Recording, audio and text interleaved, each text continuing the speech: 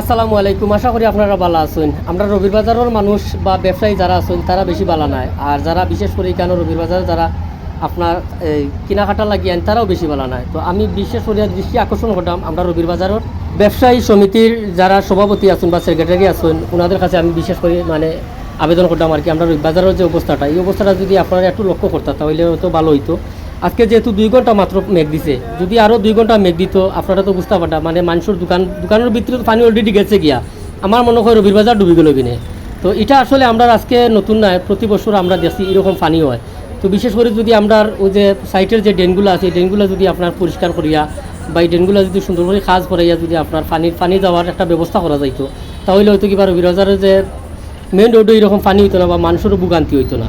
তো আসলে আমি ছোটো মানুষ, ভিডিও বানাইছি, হয়তো আমার ভুল ত্রুটি হইতে পারে, হইলে আল্লাহর রাস্তায় আমার মাফ করবো। আর আসলে আপনারা অনেক হইতে পারেন আমি অনেক সময় ভিডিও বানাই শুধুমাত্র ভিউ পাওয়ার লাগে, আসলে এটা কিছু নাই। আমি চেষ্টা করি যে সত্য যে জিনিসগুলো ওগুলো তুলে ধরার লাগিয়া।